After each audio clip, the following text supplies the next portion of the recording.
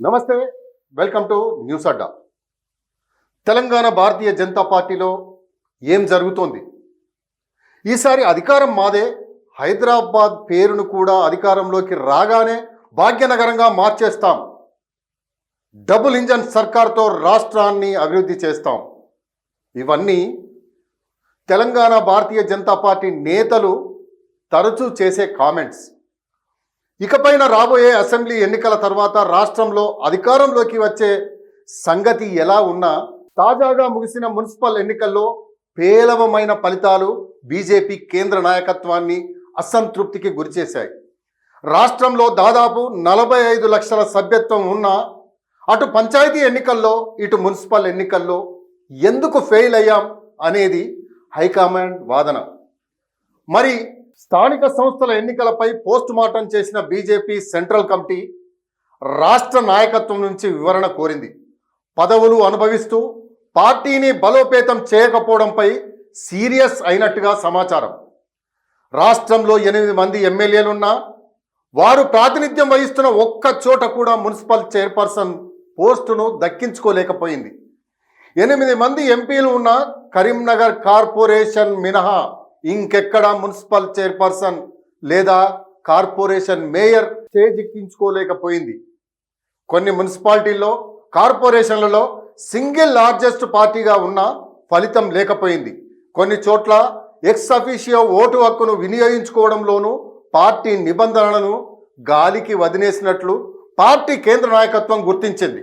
8 మంది ఎమ్మెల్యేలున్న వారి ప్రాంతాల్లో ఓట్లు ఎందుకు పడలేదు? కౌన్సిలర్లను ఎందుకు గెలిపించుకోలేదు? ఇలాగైతే అసెంబ్లీ ఎన్నికల్లో గెలిచేది ఎట్లా? ఇవి కేంద్ర నాయకత్వం సంధిస్తున్న ప్రశ్నలు. Nation first, party next, self last, ఇది బీజేపీ స్లోగన్. వ్యక్తిగతమైనవి చివరి ప్రయారిటీ అంటూ ఈ స్లోగన్ ద్వారా కేడర్ మొదలు లీడర్ వరకు మెసేజ్ ఇచ్చింది. కానీ నేతల మధ్య సమన్వయం, సఖ్యత కరువైందనేది రాష్ట్ర బీజేపీలో బహిరంగ రహస్యం. గ్రూప్ రాజకీయాలపై గతంలో చాలా విమర్శలే వచ్చాయి. బండి సంజయ్కు, ఈటల రాజేందర్కు పొసగడం లేదనేది పార్టీలో చర్చకే దారితీసింది.